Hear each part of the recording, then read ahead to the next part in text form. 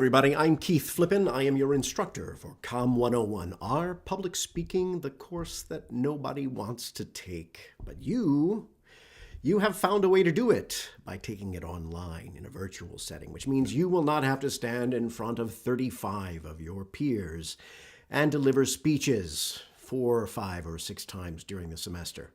However, you will have to stand in front of 5 living human beings for each of your speeches. And I would like to give you a piece of advice.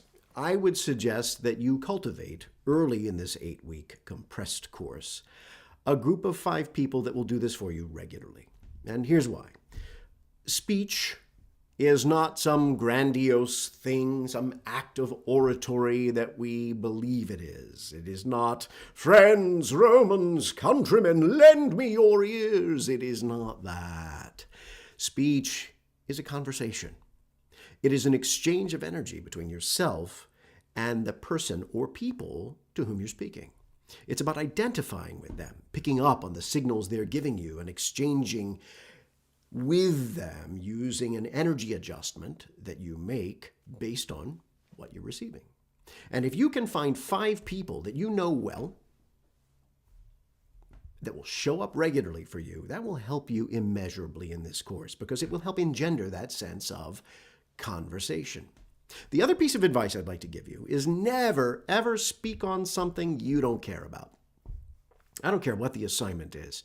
Anytime we speak in front of a group of people, the thing that makes that speech worthwhile for us is that we have a compelling reason for doing it. Not just, I need the grade in the class, or I need to turn in this assignment, but instead that you have a very specific way that you want to affect the people to whom you're speaking. When I coach corporate executives and CEOs, leaders of organizations, what I tell them is every time you have an opportunity to speak, you are firing arrows into the hearts of your audience to motivate them and energize them to take the action you want them to take. That is what speech is. You are engaged in changing the behavior, the actions, the opinions of the people that you're talking to. That's why we do it. And if you're not invested in what you have to say, then it doesn't work. So it needs to be something you believe in. And you need to look these 5 people in the eyes and convince them earnestly that what you're saying matters. Those are my 2 big pieces of advice in the execution of speeches in this class. Now, this is an 8-week compressed course, which means that you have a lot of work to do. And this is our first week. So at the end of this class, I will review what it is that you need to turn in for our first week, which is modules 1 and 2. But I did not design this course. This was handed to me as a shell for Canvas that I had to personalized to a certain extent, but I am not allowed to alter the content of the tests or quizzes or the nature of the assignments. I did not select the textbook. I am just the instructor. I am here for I'm here for all of 3 or 4 reasons. 1, to help you better understand the material that you have been given to learn. The modules and learning materials are there for you to absorb and watch and then draw from as you execute your speeches and assignments. If you have questions about those, please reach out to me via email and I will respond within 24 hours. And we can even set up a time to talk. I have office hours on Thursdays. If you'll check Canvas, you can see when those office hours are scheduled. Another thing I'm here to do is to grade your assignments and to give you feedback on your speeches, because if you are doing something that you're not aware of, it's my job to point out that you're doing it so that the next time you can clean that up. What does it matter? Right? What does it matter? You're never going to use this anyway. You're never going to be a CEO or maybe you will. Or you're never going to be president of the United States, or maybe you will. But you don't foresee yourself in those circumstances. Well, I'll tell you why it matters. Because at some point in your life, you're going to need to call on your voice. You will need to call on your ability to speak and influence others. It may be giving a speech at your best friend's wedding, or the eulogy at the funeral for someone you love. You might need to ask for a raise or interview for a job or speak up in public in defense of yourself or someone else or testify in court for something that really, really matters.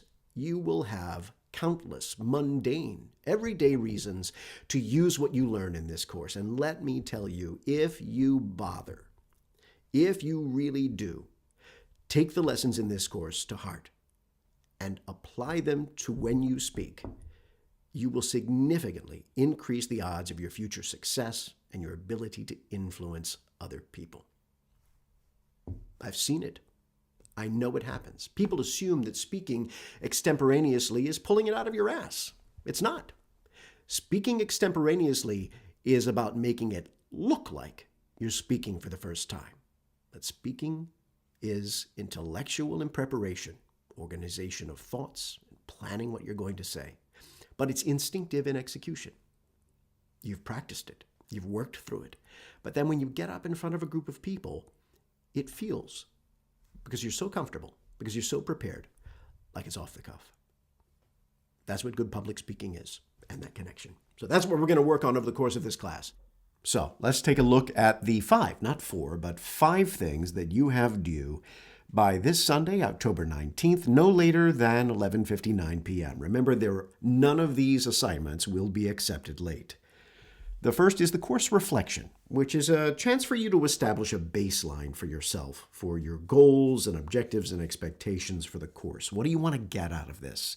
And what are you afraid of? What makes a public speaking course for you a difficult thing to undertake, if anything? Then you also have to turn in the ePortfolio Section 1, Creation and Reflection. This will be the first page that you set up on your ePortfolio for this class. Then the Module 2 quiz, which tests your knowledge and understanding of the material in Module 2. A sample video, which is an opportunity to get acquainted with GoReact. That's the tool that we use to upload videos. So you'll have a chance to practice uploading a short video, as well as presenter attachments like a slide deck and an outline, which will be required for each speech assignment in this class. So practice uploading a video and some presenter attachments, namely a slide deck for this one. And then the scavenger hunt quiz, which tests your understanding of course orientation. If you have any questions, my office hours are on the top of the syllabus, Tuesdays and Thursdays from 11 a.m. to noon. If you need something else, please reach out to me. You can also ask me questions by email. My email address is here. The very first thing you should have done in this class is read my first announcement. I don't send announcements out willy-nilly. I don't send them out for no reason. So this is an important piece of information, especially when it comes to syncing the text that we will be using. So you need to follow these instructions in order to have access to the textbook. And again, here are my office hours. So if you have any questions, please feel free to reach out. I also invite you to, learn more about me. There's a whole thing in here about your instructor. Take a look at that and learn a little bit about who I am and about my experience as a corporate executive speech and presentation coach, as well as a 35-year film and television actor. So I invite you to do that.